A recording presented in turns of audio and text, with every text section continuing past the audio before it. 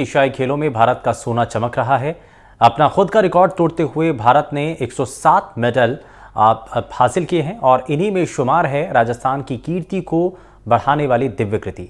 41 साल बाद घुड़सवारी में पड़े सूखे को मिटाने का काम किया है राजस्थान की बेटी ने।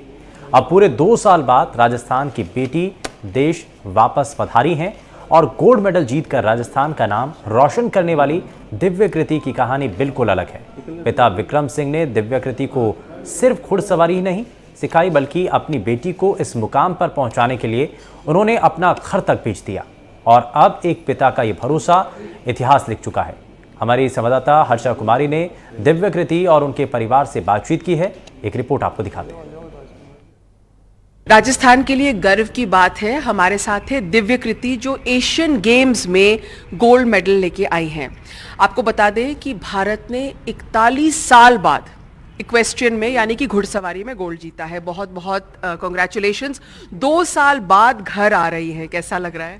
जी, it feels really nice to be back home. क्या खाया सबसे पहले आपने? मैंने सबसे पहले इंडियन खाना खाया, दाल बाटी चूरमा। तो आपको क्यों जाना पड़ा विदेश ट्रेनिंग के लिए? जो ये मेरा सपना है एशियन गेम्स का, मैंने बचपन से ही देखा, पर to be able to do it we made the decision with my family कि हम यूरोप में जाके ट्रेन करेंगे। वहाँ पे फैसिलिटीज़ बेटर थे, इंफ्रास्ट्रक्चर बेटर था। इंडिया में भी अब बहुत बढ़ गया है पिछले 3 सालों में, पर उस टाइम मेरे को फैसिलिटीज़ नहीं मिले, तो I made the decision to go to Europe and I train for 2 years and did competitions for 2 years and या ये बात काफ़ी एथलीट्स के सामने आती है। विक्रम जी, आप बहुत समय से इक्वेस्ट्रियन से जुड़े हुए हैं कि यहाँ पर जैसे दिव्य कृति कह रही है फैसिलिटीज़ नहीं थी, और मैंने सुना है कि आपने भी स्पोर्ट्स फेडरेशन के बहुत चक्कर काटे, क्योंकि क्यों नहीं हम अपने एथलीट्स को यहाँ पे ही ट्रेनिंग की फैसिलिटी दे सकते हैं। इंफ्रास्ट्रक्चर जो यूरोप में है अनफॉर्चुनेटली भारत में नहीं है। घोड़े इस स्पोर्ट के लिए जो चाहिए वो घोड़ों की अवेलेबिलिटी नहीं है। कोचेज़, वर्ल्ड क्लास कोचेज़ हमारे पास नहीं है। हमारे पास कोचिंग फैसिलिटीज़ हैं, बट हमारे कोचेज़ कम से कम 20 साल पीछे हैं यूरोपियन कोचेज़ के। और जो footing, dressage arenas, jumping arenas, infrastructure चाहिए। यहाँ ट्रेन करेंगे तो कम्पीट करने के लिए कंपटीशन एक्सपीरियंस चाहिए। कॉम्पिटिशन्स नहीं है। एशियन गेम्स लेवल के जो प्री सेंट जॉर्ज के कॉम्पिटिशन्स हैं वो यहाँ होते ही नहीं हैं। सो ओवरऑल होलिस्टिक ट्रेनिंग के लिए रियलिस्टिकली इंडिया के अंदर अभी अपन काफ़ी पीछे हैं। कुछ इंफ्रास्ट्रक्चर डेवलप हुआ है मध्य प्रदेश में, वो वर्ल्ड क्लास इंफ्रास्ट्रक्चर है। एक बेंगलोर में फैसिलिटी है, बट हम अभी बहुत पीछे हैं। दिल्ली में, मेरठ में, जयपुर में, बॉम्बे में, पूना में, ये शहर हैं जहाँ बहुत राइडर्स हैं। पर आपको लगता है कि उम्मीद है, मेडल उम्मीद है इसमें, क्योंकि अब वो पेरिस ओलंपिक्स के लिए ट्रेन करेंगी? मेडल उम्मीद बहुत अच्छी है, क्योंकि ये जिस टीम ने मेडल जीता ये सारे यंग प्लेयर्स हैं। 2 बॉयज़ हैं, 2 गर्ल्स हैं, all under 25 and all very passionate.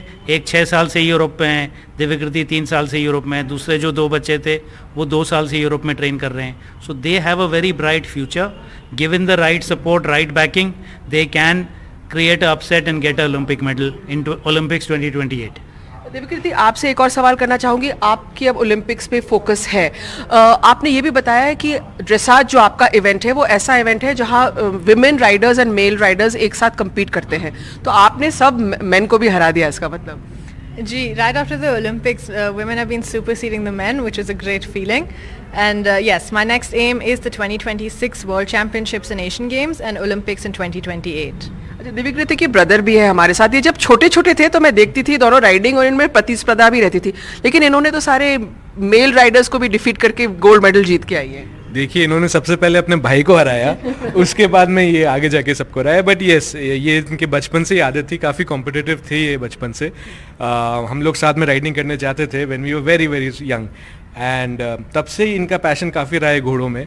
And मेरे को उस टाइम से ही फीलिंग थी कुछ ना कुछ बड़ा करेंगे घोड़ों में। उस टाइम ड्रेसाज इन्होंने किया नहीं था, ये नॉर्मल राइडिंग करते थे, पर इवेंचुअली इनका पैशन टुवर्ड्स ड्रेसाज शिफ्ट हुआ। फिर कितनी गर्व की बात है कि राजस्थान की बेटी ने इतना अच्छा किया। अलका, बहुत बहुत आपको मुबारक, क्योंकि हमारी बेटियों को ऐसे प्रदेश जैसा राजस्थान जहाँ पे लड़कियों को तो बहुत ज़्यादा अवसर नहीं दिए जाते थे, लेकिन हम जानते हैं कि आपके सपोर्ट के बिना ये नहीं हो सकता था।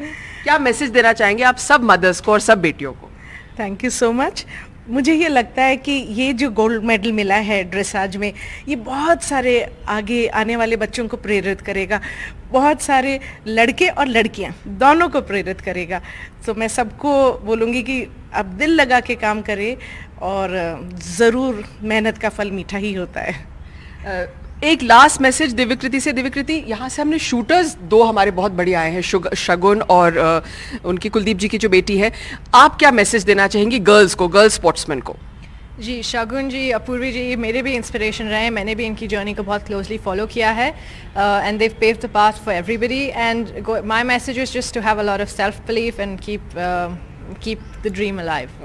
तो बहुत बहुत शुभकामनाएं और पेरिस से आपको एक गोल्ड लेके आना है। LA 2028 से। जी, तो दिव्यकृति खास बातचीत कर रहे थे NDTV से।